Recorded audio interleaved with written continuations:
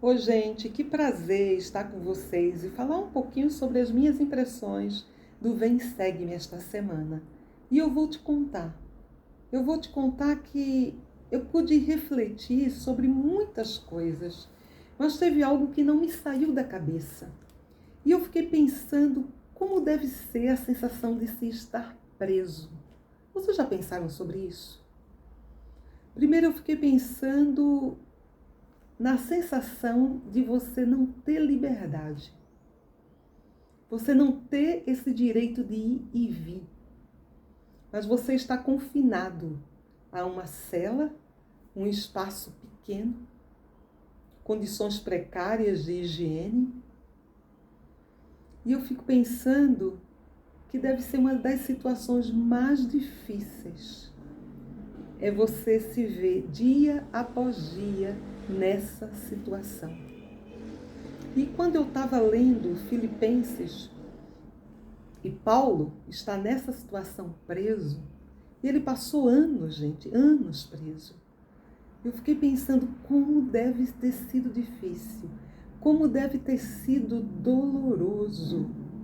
E às vezes a gente está em casa e por passar muito tempo em casa, você já quer respirar puro, você quer ver o sol, você quer sentir o ar puro, você quer sair.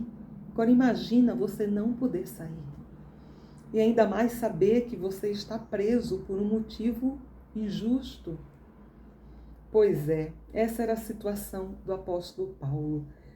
Mas o que me impressionou foi nessas circunstâncias de prisão que ele escreveu a carta aos Filipenses. E essa carta, ela não tem o tom de alguém que está preso. Quando você lê a carta, ela expressa amor, gratidão, gozo, regozijo. Ele repete essas palavras várias vezes. Ou seja, Paulo, ele expressa a gratidão dele e a alegria dele. Assim como ele expressa o seu amor e o quanto ele orava por aqueles irmãos. Ele diz em Filipenses, olha, na Epístola 1, no versículo 3, dou graças ao meu Deus todas as vezes que me lembro de vós, fazendo sempre com alegria, súplica por vós em todas as minhas orações. Fazendo com alegria. E ele diz ainda, para que aproveis as coisas excelentes, para que sejais sinceros, irrepreensíveis até o dia de Cristo. E eu quero, irmãos, que saibas que as coisas que me aconteceram contribuíram para maior proveito do Evangelho. De maneira que as minhas prisões em Cristo foram manifestadas em toda a guarda pretoriana e em todos os demais lugares. E muitos dos irmãos do Senhor, tomando ânimo com as minhas prisões, ousam falar a palavra mais confiantemente, sem temor. Então, olha só, ele fala que mesmo as suas prisões contribuíram para que o Evangelho se tornasse mais conhecido. E para que irmãos, vendo o exemplo dele, o que havia acontecido com ele, pregassem e falassem desse Evangelho sem temor. Ele fala que até a guarda pretoriana, a guarda escolhida a dedo, a guarda que foi formada por César Augusto e que cabia a essa guarda proteger Roma, proteger o Palácio Real. Era como se fosse a guarda modelo. Todos eles sabiam sobre Paulo. E Paulo estava lá, preso por testificar de Cristo, por testificar de sua ressurreição. Então, olha só, eu fiquei imaginando alguém preso, e há bastante tempo preso, passando por tudo que ele passou, porque olha só, Paulo, na situação de perseguidor, ele passou agora a ser perseguido, depois que houve a conversão dele. Ele passou por várias situações de vários açoites, açoitado, espancado, muitas prisões e prisões por anos. Ele passou por toda espécie de doenças, enfermidades, enfim, tudo quanto é provação. Mas ele parece que não está preocupado com elas. As adversidades dele não é o foco. O foco dele é como isso contribuiu para que o evangelho crescesse, para que as pessoas soubessem de Cristo. E ele testifica de Cristo, esse Cristo que expiou os nossos pecados, esse Cristo que ressuscitou dos mortos. É muito lindo. Ele fala ainda, porque para mim o viver é Cristo e o morrer é ganho. Ele fala sobre a vida dele. Paulo tinha tudo. Ele foi criado e foi educado, tendo tudo. E de repente, tudo que ele tinha, ele perdeu. E ele fala isso, que ele perdeu, mas ele ganhou. Ele ganhou em Cristo. Ele fala, inclusive, que por ele poderia morrer. E ele estaria mais feliz ao lado de Cristo. É maravilhosa essa mensagem de Paulo, porque é como diz nas Escrituras, que a paz que ele sentia ultrapassa todo o entendimento. Como é possível ter paz em condições tão terríveis? A gente viu o profeta falando sobre pensar celestial, e quando ele falou sobre a cadeia de Cartago, onde Joseph sofreu todos os horrores e injustiças, e ele fala como isso foi algo bom, como se converteu em algo bom, para que ele pudesse se refinar. Não é isso? Então, nesse momento, Paulo, ele está vendo a prisão como algo bom. Boa para ele, boa para o evangelho, bom, no sentido de propagar o nome de Cristo. Ele diz ainda, de sorte que haja em vós o mesmo sentimento que houve também em Cristo, o qual, sendo em forma de Deus, não teve por usurpação ser igual a Deus. Olha só, ele remete à pré-existência, quando o Salvador se apresentou e disse, Pai, a glória será tua e não minha. Ele diz, mas aniquilou-se a si mesmo, tomando a forma de servo, fazendo-se semelhante aos homens, e achado na forma de homem. Humilhou-se a si mesmo, sendo obediente até a morte, e morte de cruz. Ou seja, e a morte mais cruel. Ele foi obediente nas condições mais cruéis. Então é como se Paulo dissesse, olha, Cristo passou por tudo isso, quem sou eu? Estou aqui presinho, isso não significa nada. Cristo recebeu a morte de cruz. Ele era um Deus.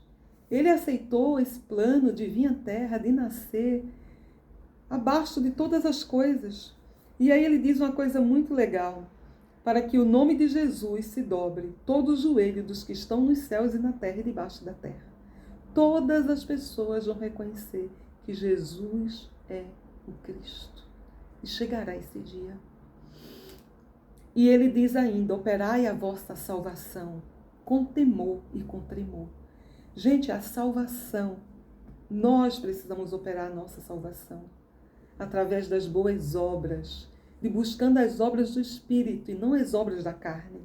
Que ele vai ressaltar mais uma vez aqui quando ele diz, para que sejais irrepreensíveis e sinceros filhos de Deus, inculpáveis no meio de uma geração corrompida e perversa, no meio da qual resplandeceis como luminares no mundo. Vivemos uma geração pervertida e perversa. Corrompida e perversa. Mas ele fala sobre resplandecer como luminares no mundo. Nós podemos ser essa luz no mundo de trevas, porque nós podemos ter Cristo como nosso farol. E é só Cristo que nos cura e que salva, e que salvará esse mundo também. E aí eu achei muito interessante, porque ele manda essa carta através de um irmão que é chamado Epafrodito.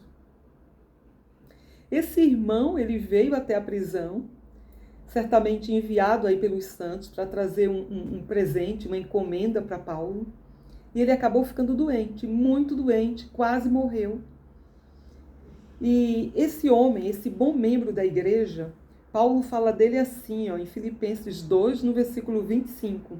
Mas julgai necessário mandar-vos Epafrodito, meu irmão e cooperador, e companheiro nos combates, e vosso enviado e ministrador nas minhas necessidades.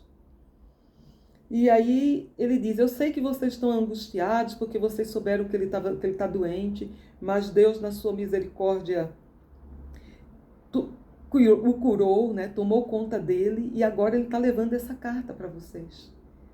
Mas eu fiquei pensando que aquele homem, ele foi lá consolar Paulo na prisão, num momento tão difícil. E Paulo diz, né, que ele é o meu cooperador, companheiro nos combates e ministrador das minhas necessidades.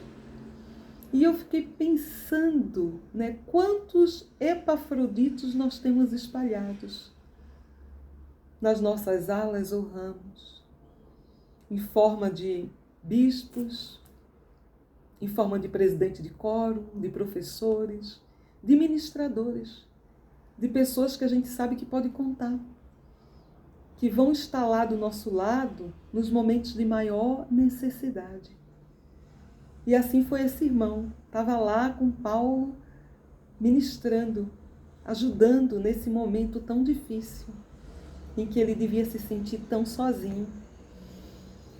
E ele manda essa carta por esse irmão. E ele fala da alegria.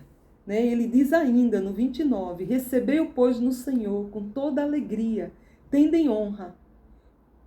Honra homens tais como ele. Ele fala, tendo em honra homens tais como ele. Então que a gente possa ter mais, o nome dele é diferente, né? Epafroditos espalhados pela igreja. Mais Epafroditos, cumprindo fielmente os seus chamados e olhando atentamente para as necessidades daqueles que realmente estão lá, agonizando, precisando de ajuda, né? Que serão pessoas honradas e lembradas por Cristo. Paulo diz muita coisa, né? Ele fala, a nossa cidadania está no céu, onde também esperamos o Salvador, o Senhor Jesus Cristo, o qual transformará o nosso corpo abatido para ser conforme o corpo glorioso, segundo o seu eficaz poder, e sujeitar também a si todas as coisas.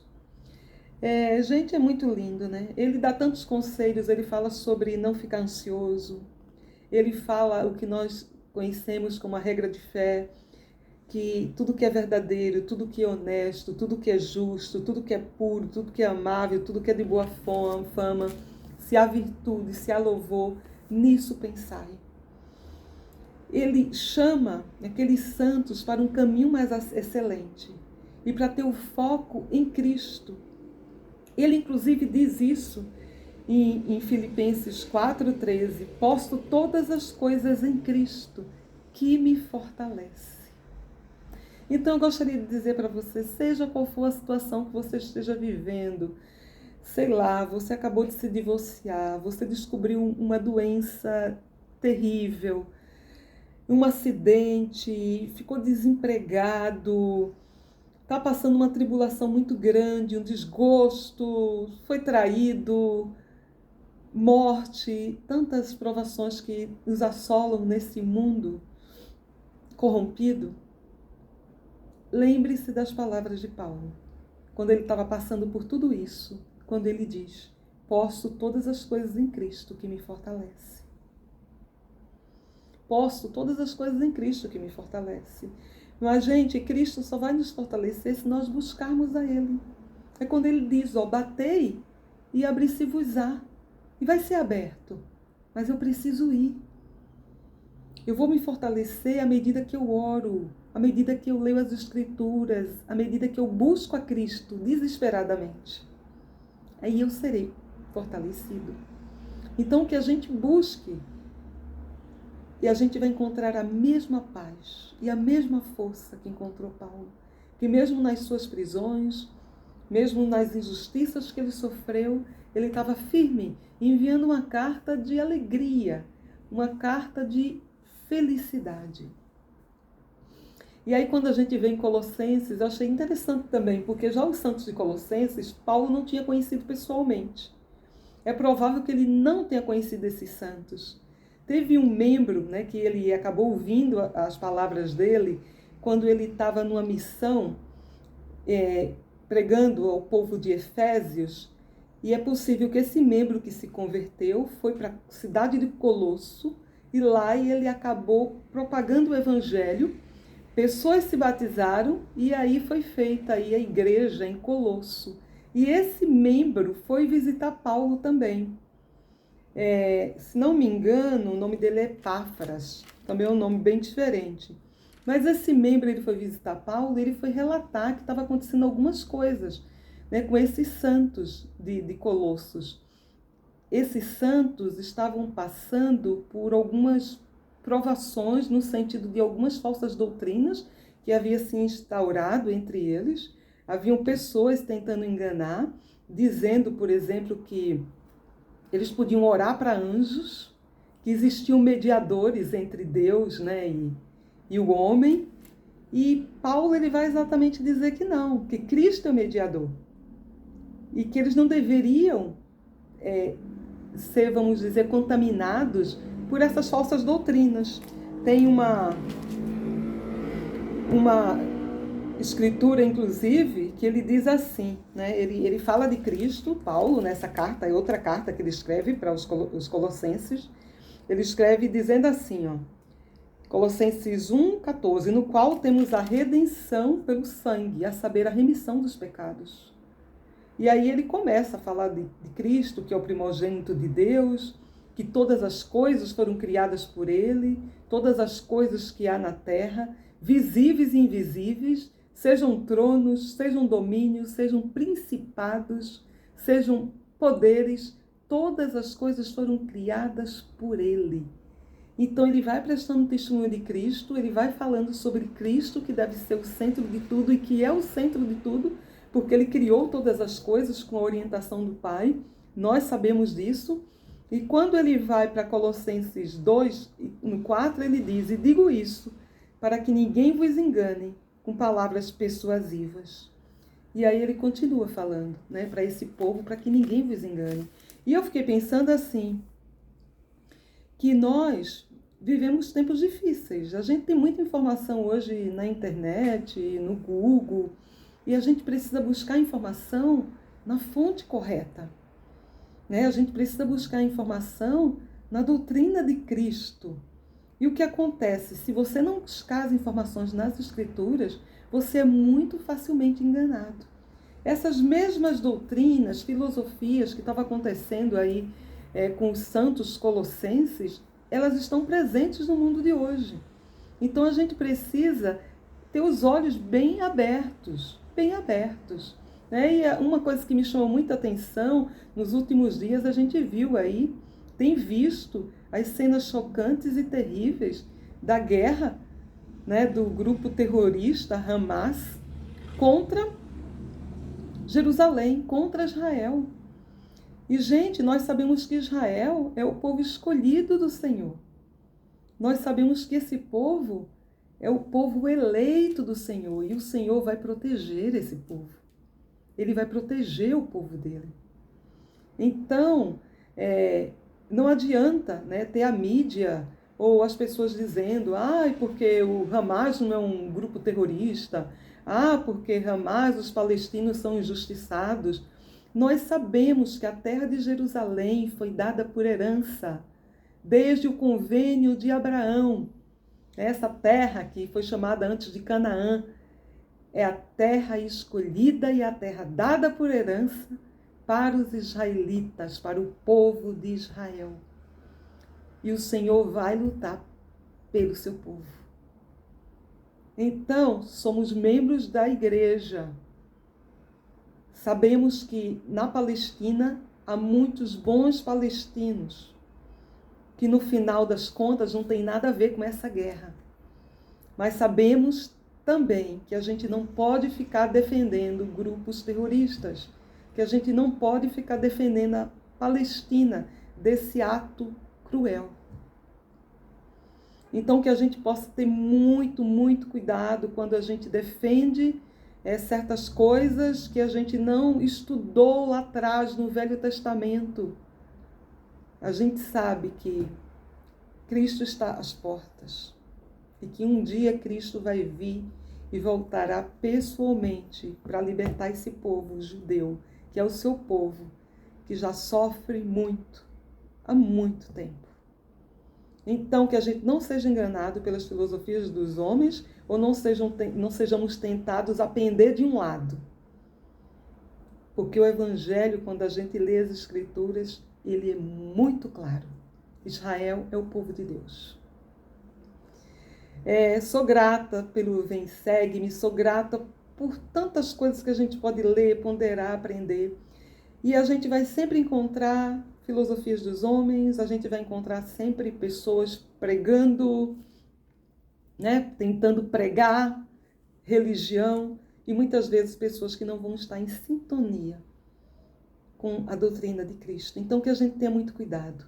Eu lembro, só para a gente finalizar aqui, da minha sobrinha Rebeca, quando ela decidiu fazer física, e logo numa aula inaugural que ela teve, isso já faz bastante tempo, eu lembro que ela contou uma experiência que ela passou, que foi mais ou menos assim, não lembro exatamente, mas o professor falou: se alguém está aqui e acredita em Deus, você está no curso errado. Você não deveria fazer física. E um rapaz levantou a mão e discordou do professor. E Rebeca disse que depois, né, de todo aquele embate, tudo, ela acabou se aproximando desse rapaz e ela acabou falando da igreja para ele. E é muito interessante porque ele se batizou na igreja, assim como um outro amigo de sala de Rebeca. Através dela, os dois fizeram missão, os dois se casaram num templo. São membros firmes da igreja hoje. Ela estava lá, num curso de física, com um professor dizendo que você não podia fazer física e acreditar em Deus. Em meio àquelas circunstâncias, existiam aqueles valentes que continuaram acreditando em Deus.